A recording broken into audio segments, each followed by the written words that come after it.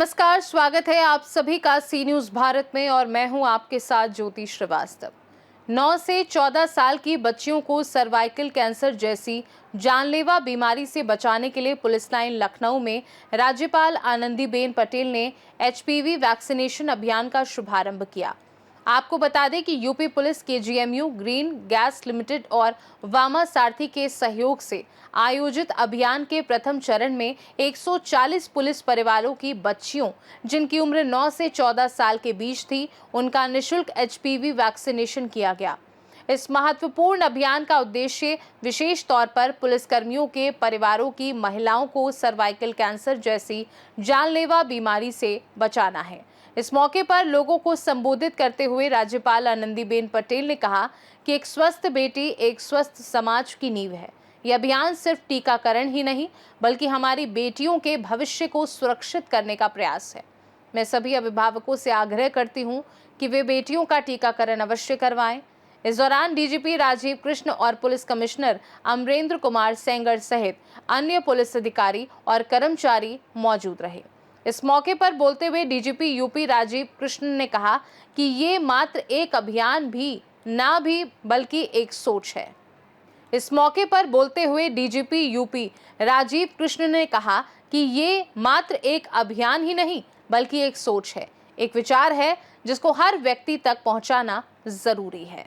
Initiative से, उनकी प्रेरणा से और उनके मार्गदर्शन में आज ये कार्यक्रम संपन्न हुआ है।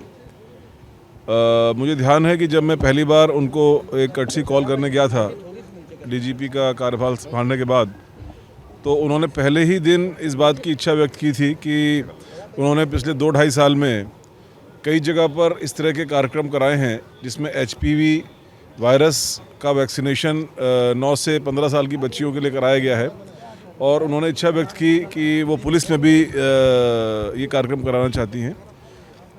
जब मैंने आकर कमिश्नर साहब से बात की तो उन्होंने बताया कि वो पहले से ही इसकी रूपरेखा तैयार कर रहे हैं, क्योंकि माननीय राज्यपाल महोदय ने उनसे भी इस बारे में बात की थी।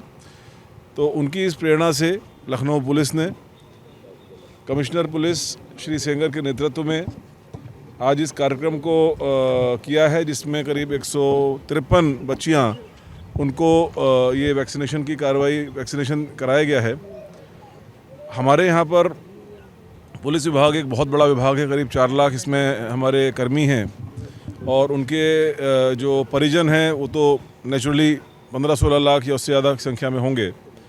तो हमारे यहाँ पर एक पुलिस परिवार कल्याण केंद्र वामा सारथी के नाम से भी एक संस्था चलती है जो पुलिस के परिवारों में विभिन्न प्रकार के इनिशिएटिव लेकर के उनके कल्याण की कार्रवाई करती है।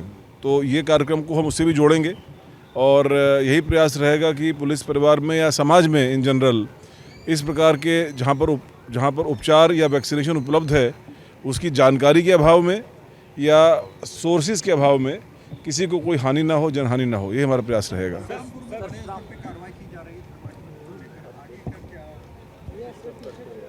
कानून के अंतर्गत जो कठोरतम कार्रवाई है उस कार्रवाई को किया जा रहा है और जैसे कि आपको मालूम है कि पिछले कई सालों में इस पूरे प्रकरण में एसटीएफ ने जांच करके जो तथ्य निकाले हैं उसमें 100 करोड़ से ज़्यादा के फंड्स का ट्रांसफ़र हुआ है और एक ऑर्गेनाइज्ड रूप में धर्मांतरण की कार्रवाई की जा रही थी। तो उसमें ये कार्रवाई की जा रही है और ये एक स्पष्ट संदेश है कि किसी भी प्रकार की अवैध गतिविधि को बर्दाश्त नहीं किया जाएगा। इस खास रिपोर्ट में बस इतना ही। देश दुनिया की बाकी खबरों को जानने के लिए आप देखते रहिए सी न्यूज़ भारत।